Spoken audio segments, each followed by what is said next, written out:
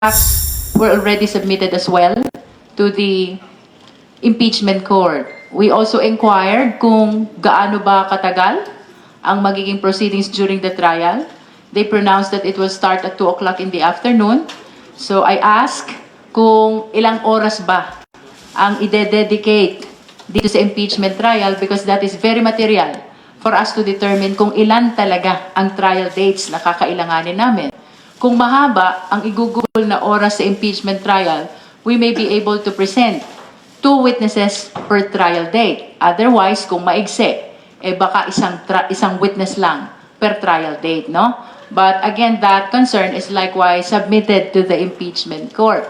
And then we put on record our observation about the common exhibits that in spite of the willingness of the prosecution, that we share the marking in the same exhibit because after all, it is exactly the same. That's why we call it common exhibit. The defense maintained their position to put their marking on a separate set of documents. I placed on record that that position of the defense actually prolonged the process of pre-marking of the exhibits of both the defense and the prosecution.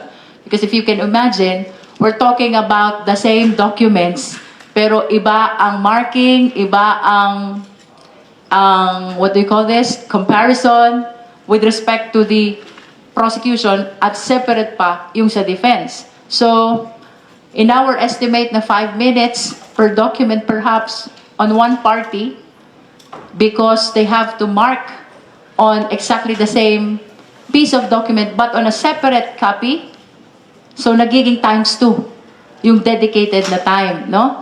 So that's one. We also manifested again our observation about the seeming inclusion of the same witnesses of the prosecution and the same exhibits of the prosecution, no? We understand na sabay nag-file ng pre-trial brief, but you will remember yung ebidensya ng prosecution that has been publicized as early as 19 Congress during the Inquiry and Aid of Legislation of the Committee on Good Government and Public Accountability, then presided by Congressman Joel Chua, na nasa tabi ko, di ba?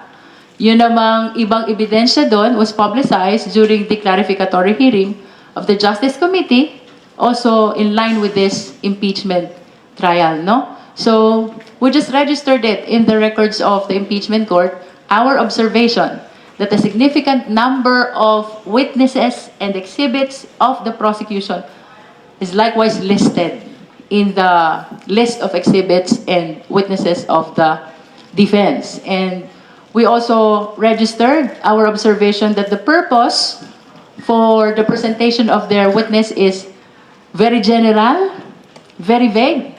And that is why we filed our manifestation last June 22. That is for the defense to specify the purpose for the presentation of their witness. Kasi the observation is same witness as the prosecution. And that is why we find it strange.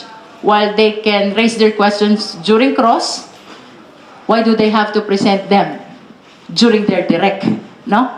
Kung kaya mo namang itanong during cross, why do you have to present them during their direct? I'm pertaining to the pieces of evidence and witnesses of the prosecution. But then again, we would like to acknowledge that prerogative yan ng defense to determine kung anong ebidensya ang gusto nilang ilatag. Sa amin lang, we are requesting for them to specify the purpose because we really find it strange na yung ebidensya ng prosecution, yun din ang ebidensya ng depensa. Tapos pagdating dun sa exhibits, parehas yung documents nyo, they refuse to mark on the same document. At ang gusto nila, separate set of documents. But again, we would like to express that we recognize that the defense has prerogative to maintain that position, no? So, ultimately, we reiterated the last manifestation which we filed, no? Kasama dito yung opening of the BIR box. As a matter of fact, we requested the impeachment court and the defense to join us in our position to open the sealed box, because after all, we received that sealed box in our exercise of our compulsory process during the hearing of the Justice Committee of the House of Representatives.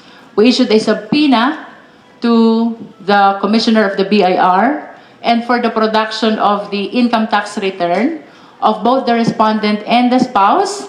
However, when the BIR submitted to us and complied with us, what we received is a sealed box. So we do not even know, really, the pieces of documents inside. Although we understand na ang hiningi namin dun sa subpoena is ITR of the respondent and the spouse. This is very relevant because we will be able to know, to present before the impeachment court, the lawful personal income of the respondent and the spouse, no? And by knowing their lawful income, baka ma-justify nila yung mga acquisitions which will be seen also in the other documents of the prosecution, no? But nevertheless, the defense registered their vehement objection to the opening. They invoked due process kahit wala namang nalalabag na karapatan dito because this is just a marking of exhibit. As a matter of fact, you cannot question the admissibility of the evidence yet sapagkat yun ay dapat sa formal offer of exhibits mo palang gagawin. Pagdating dito sa marking, it is purely the prerogative of the prosecution kung ano gustong pamarkahan. Diba? And as a matter of fact, this is the right time, correct time for the marking. So that is why when we heard their objection to the opening of the sealed box, we just contained ourselves with the marking of the sealed box, which they opposed as well. Ako'y nagtataka kung ano kayang nakakatakot dun sa pagmamarka ng sealed box. Silyado nga. Ang pinamamarkahan ng prosecution, because they do not want to open the box, ang pinamamarkahan na lang is yung sealed box. So that we will just be submitting to the impeachment court the issue of whether to open or not the BIR box. But sadly, they opposed the opening of the BIR box. They opposed as well the marking of the sealed BIR box. Nakakalungkot po ito sapagkat doon ho sa House of Representatives, we decided not to open kahit alam namin karapatan ng taong bayan malaman na kung anong nilalaman nun. We decided not to open because we believe in the power of the impeachment court. Pagdating ho pala namin dito sa impeachment court, mahihirapan pa rin kami sa pagbubukas ng BIR box. So, we will be looking forward na sana itong BIR box na ito ay mabuksan na sapagkat karapatan ho ng sambayanang Pilipino na malaman at makita ang nilalaman nito. Maraming salamat po.